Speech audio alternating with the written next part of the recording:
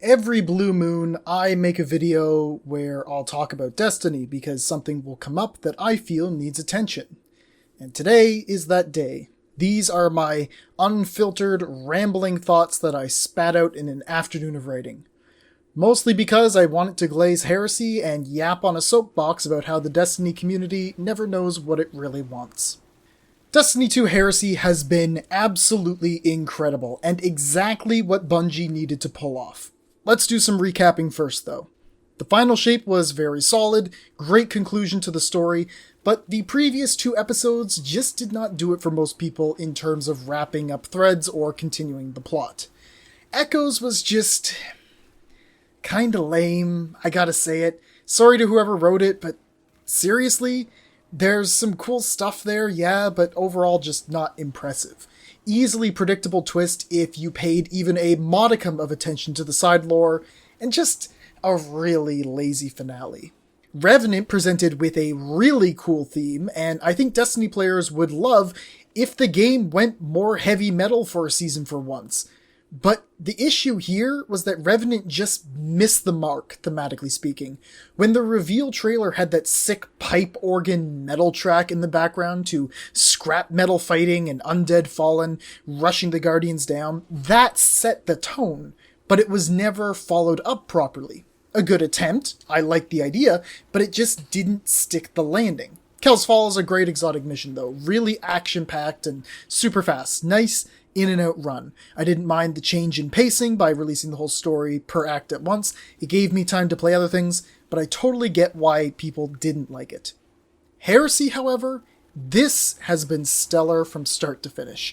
This episode had the makings of an entire mini DLC. I'm not even kidding.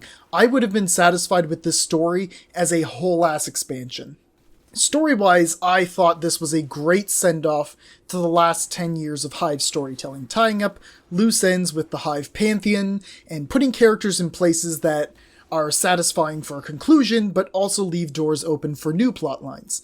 It expands well on previously introduced story beats, stretching all the way back to the Taken King. We had to deal with a lot of different lines that tied together well. The Dread seeking direction through the Dreadnaught after the power vacuum created by the Witness's death, the Echo of Navigation recreating Oryx and thus creating a problem of inheritance within the Hive structure, since we interrupted the sword logic over a decade ago, Savathun and Xivu Arath rushing to reclaim their brother and his power, and of course bringing back plot points established in Season of the Deep and The Witch with Sloane and Eris in meaningful ways.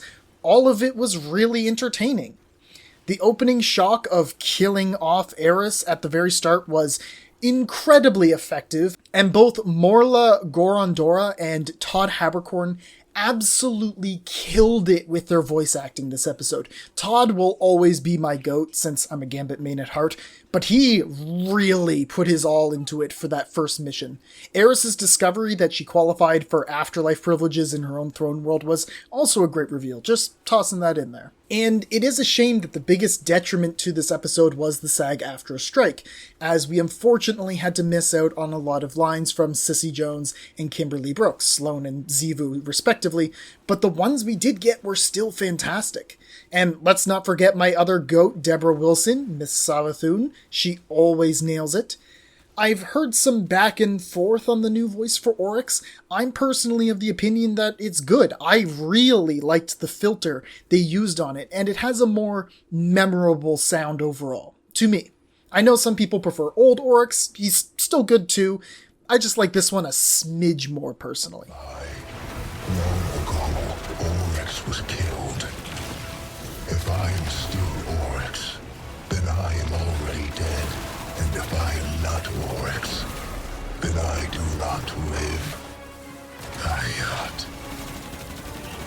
That is enough. Also, constantly being buddy-buddy with him because we killed him, not in spite of it, with Oryx being like, Guardian, get his ass, 24/7 was also hilariously awesome. Made me think of Riven's spirit in Season of the Wish a bit.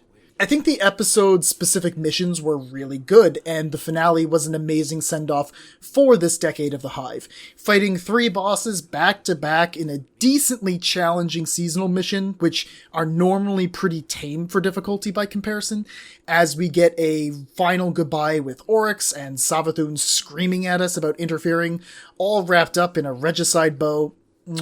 It was cinema. Oryx's last narrations were even tugging at my heartstrings a little bit. It was genuinely sad to see him go. I really like that Bungie has let us get 2 more last farewells in this past year. One with Cade and now another with Oryx, giving us time to let go. The cutscenes were also phenomenal. The Xivu ambush was very weirdly placed, but that statue cutscene of the High Heresy might very well be the best cutscene in the franchise. I think it's on par with Savathun's death and the ending of Seraph. Yeah, I really enjoyed the story overall, but that was to be expected. Everything with the Hive usually cooks, and this was the perfect dessert to end this 10-year feast.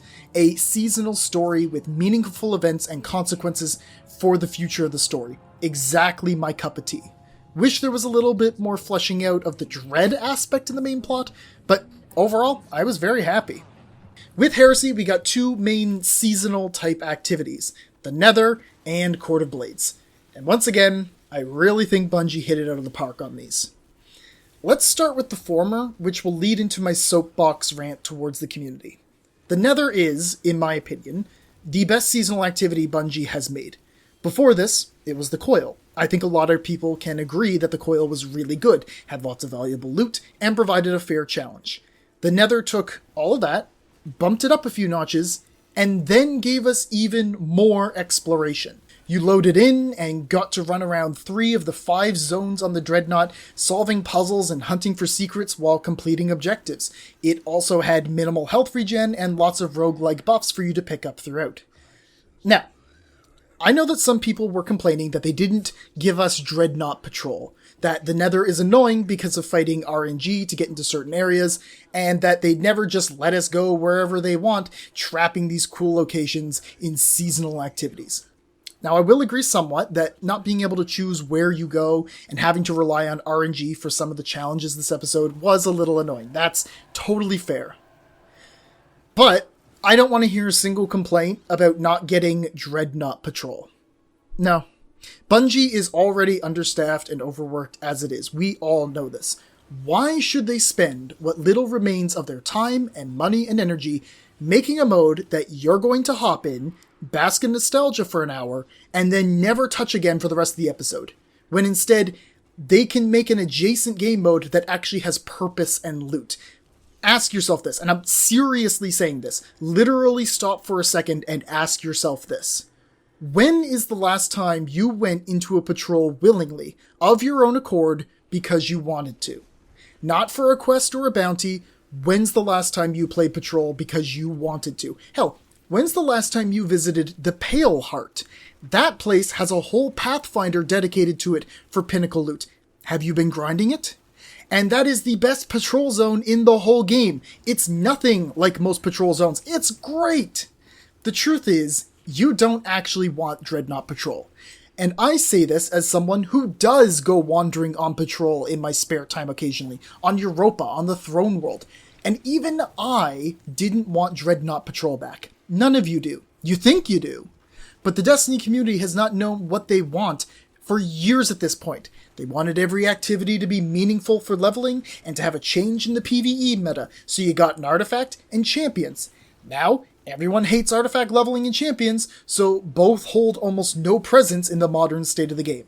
People hated mini DLCs for not having enough, so Bungie went with a major expansion and 4 seasons throughout the year.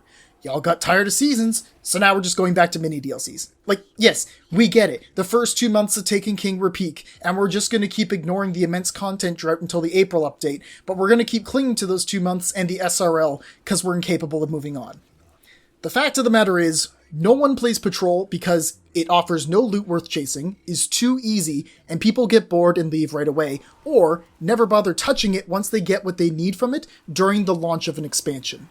The Nether fixes that by limiting the number of zones you can go to in a single run, meaning you have a reason to rerun it. It has extremely meaningful loot. You have the ability to progress through it at whatever pace you want, either a speedrun of objectives or an hour-long hunt for secrets, and, most importantly, it gives you an objective. You're not just wandering around for ultimately nothing. You find your secrets, and when you're done, there's actually something to go fight, something to do, and it gives you good loot for it. Now yes, again, fighting RNG to get access to Hull Breach or the Founts is a bit annoying, and then praying for the right secrets to spawn is just icing on the bullshit cake sometimes. I will give you that. But that's the exact thing that gives you a reason to come back and play more, instead of one-and-doneing everything Bungie puts out. And I think the Nether is a quite fun activity. It was a little brutal on launch for soloing, but they've adjusted it, and I think it's perfectly balanced now. I'm just so sick of hearing people complain that they have to play more Destiny, like they want to treat their account like some kind of thing you can put on the top shelf and never have to touch again. Like, dude, just don't play the game if it bothers you that much. Log off, please. Overall, the Nether offers everything I could want from a Destiny 2 activity. Lots of exploration at my own pace, plenty of secrets and loot for those willing to go for it, and a true sense of direction in a really cool location that makes it all worthwhile. Also, adding in a new zone with each of the following acts was such a good choice. I thought we were only getting the 3 and was a little sad to not see Hull Breach or the Founts, but then they added them in anyways, so I'm a happy lad. Best seasonal activity ever, hands down. Now, in contrast to the lengthy venture of the Nether, we also got Court of Blades, and this too is a great activity. It balances the long haul of the Nether perfectly, offering a fast-paced boss rush mode with very straightforward mechanics, and another buff system to make it go quicker. Love that it was nice and short, 10 minutes or 13 boss kills, whichever came first. Again, this is great. If you want to farm Heresy stuff and need a break from taking it slow, Court of Blades works wonders for people looking for something to wake them up. And if you want to do a long session, the Nether is for you. Great contrast for mixing up the pace of the seasonal grind. So, we got 2 excellent, wonderfully different seasonal activities, and then on top of that, we got an exotic mission and a reprise strike. Let's quickly touch on the latter. The Sunless Cell. Classic D1 Taken King strike. Love to see it back. I think the difficulty has definitely taken a hit, probably because we are just so strong now compared to how we were in D1, but I just wish there was a little more to the boss, because it's just not nearly as challenging as it used to be. To be fair though, I think the Shrieker Room is actually way better than before. I really like the changes they made there. I think it's just because it feels like a better fight overall, with more cover and having to fend off the waves more while progressing. It just feels better. But yeah, Sunless Cell, good to have you back. Just wish you were a little harder. So I was in the middle of just writing this script, and when I hit this section, Datto had just released his video review of Heresy, so I apologize if I'm going to be repeating any of the stuff he said, or in the same order, or with the same focus, but I really want to yap about Barrow Dyad for a minute, so I'm going to do it too. This is some of the most fun I've had with an exotic weapon in a while. Obtaining it, upgrading it, using it, everything was amazing regarding this gun. In case one of my non-Destiny playing viewers watches this, I'll explain the gun real quick. Barrow Dyad is a submachine gun that reloads itself over time, but as you land hits, you charge a meter. Once you have some charge, you can then hit the manual reload button to reload the gun, of course, but you also get some powerful tracking rockets that you can fire at the start of the next magazine. More charge on reload, more rockets. Everything about this gun was awesome. The path to unlocking it and hunting down its secrets and the collectibles. All of it was awesome. It felt on par with an exotic mission that I'd expect to see in a full DLC. I much prefer doing all of this than just running the exotic mission again, but harder, and doing it 4 times. This way was way more entertaining. Also, the exotic mission, Derealize, I think this may be a contender for my new favorite exotic mission. I'm serious. I think it's laid out really nicely. The combat zones were fun. The return of the dick wall towards the end was a nice surprise. I liked the pseudo Shield Brothers type fight at the end with the taken and non-taken dude alternating in and out. And then the grand finale of having to run out of the boss room and close the door, sealing away this great evil. It's something we don't often see in these missions, and I fucking loved it. The other amazing thing about Barrow Dyad is just how flexible it is as a weapon, and how it was affected by which vendor path you were on.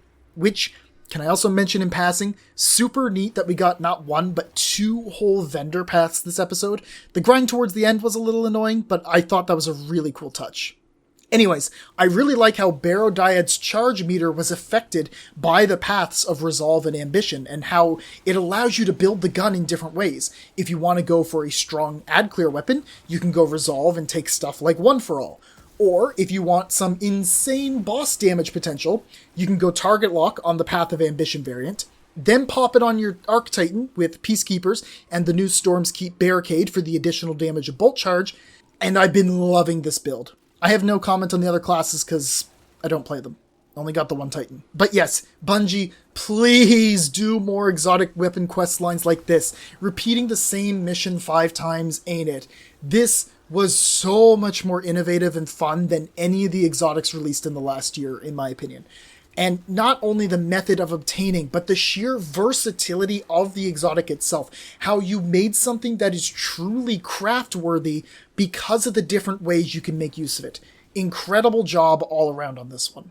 In terms of other loot this episode, I think the weapon pool was really solid. Adamantite, Watchful Eye, and Psychopomp were my favorites, but I think all of the seasonal weapons had great potential all around, especially with the multi-drop variants and the sheer amount of loot you got from activities, so you had a very good chance of getting the role you were looking for. The seasonal armor was neat, Erismorn themed, but the season pass ornaments were really nice IMO.